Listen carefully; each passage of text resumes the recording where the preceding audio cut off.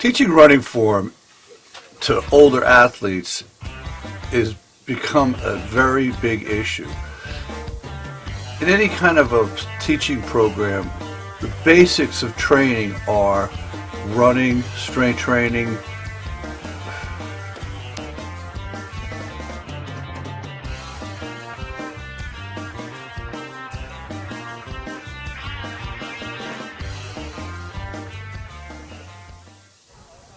Here we try to give a lesson on how we try to teach athletes who have never been taught proper running form to learn to run from basics.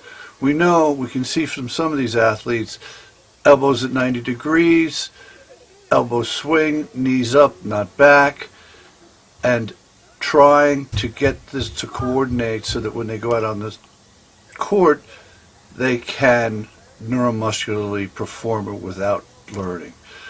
It becomes so difficult in the beginning because you have to teach the basic form. How do they keep their arms at 90 degrees? How do they drive their knees up?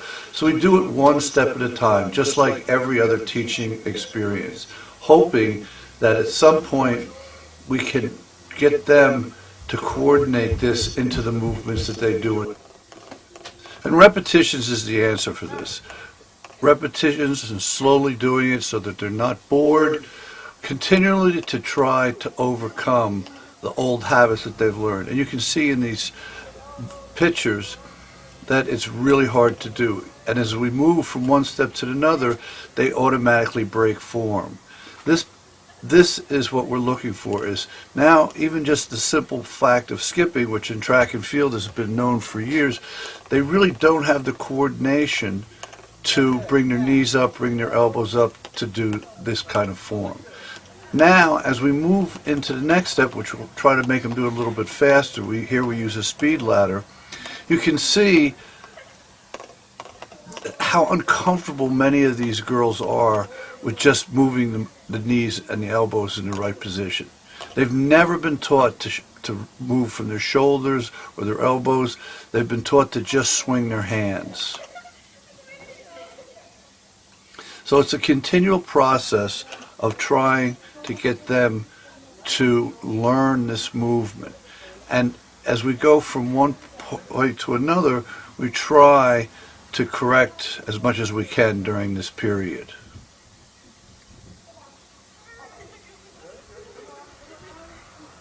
And you'll see exactly what some of these, again, 16 to 18-year-old players, what they've lost out on.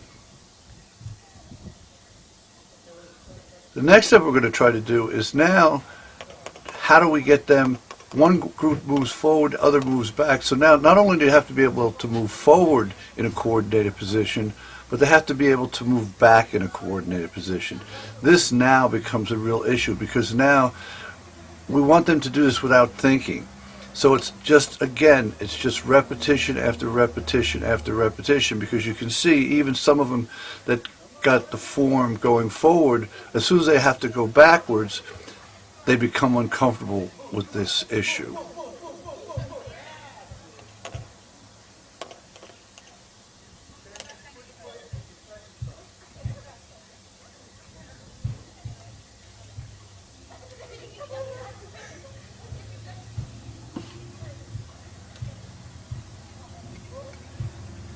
Arms at 90 degrees, how do they drive the knees up? So we do it one step at a time, just like every other teaching experience, hoping that at some point we can get them to coordinate this into the movements that they do.